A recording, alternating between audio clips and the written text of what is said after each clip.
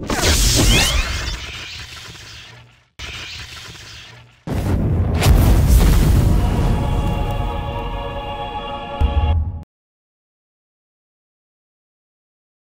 avec le président Calamel, après cette victoire de l'USEC face à Colomiers, un match bien compliqué. Hein. Oui, compliqué, je pense qu'on se l'est compliqué parce qu'en première mi-temps, on n'a pas mis les ingrédients qu'il fallait. Moi, je ne suis pas très content, moi pas content du tout de la première mi-temps. Alors après, je crois que la fin du match, et les 20 ou la dernière demi-heure, il n'y avait qu'une équipe sur le terrain. Ça, c'est le vrai visage, j'espère, de mes joueurs, de mon équipe. C'est là où j'ai retrouvé les gars et ils sont allés chercher cette victoire qui était loin d'être acquise. Voilà. Donc, non, vraiment... mais content de la première mi-temps, content de la fin du match, mais surtout soulagé de finir un bloc avec 10 points. Justement, en parlant de ce bloc, il y a de bonnes et de mauvaises nouvelles. Les bonnes nouvelles, c'est que Carcassonne va toujours chercher des points à l'extérieur.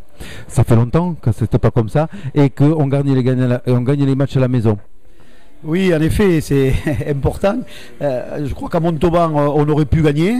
À Aurillac, on aurait dû. C'est pas pareil, on aurait dû vraiment gagner. Et là, bon, les 2 matchs à la maison, on engrange des points. Sur 4 matchs, on a pris des points partout, ça fait 10 points.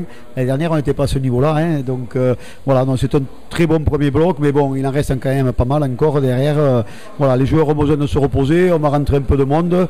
Et puis après, vraiment, le point noir de la journée, c'est la perte de Fabien Grammatico qui s'est fait les croisés et pour qui la saison est terminée. Quoi. La saison est terminée, vous avez cette information-là? Oui, la saison est terminée, il a les croisés, à confirmer, mais on avait le chirurgien, le docteur Leclerc qui l'a ausculté, il est catégorique, donc voilà, donc on va se mettre en quête immédiatement de chercher un joker médical. C'était un petit peu le point noir, vous avez pris un petit peu ma prochaine question, c'était un petit peu l'infirmerie.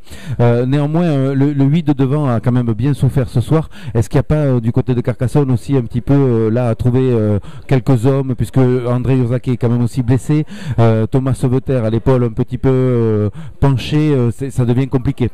Oui, et d'ailleurs je félicite tous ces joueurs parce qu'ils font face à l'hécatombe qu'on a un petit peu devant. Luc Bissuel va reprendre maintenant, Davaï Tulagi va reprendre aussi. On a perdu Aline Coste, on a perdu Romain Manquia cette semaine pour un problème de mal au dos. Donc les joueurs font le maxi et le staff fait le maxi avec les joueurs qu'ils ont. Quoi, hein. Donc voilà, c'est sûr que si on avait eu Aline Coste en plus, Manquia aussi, avec Tulagi et d'autres joueurs, ça serait plus simple de faire tourner, de faire reposer les joueurs. Mais là c'est pas le cas.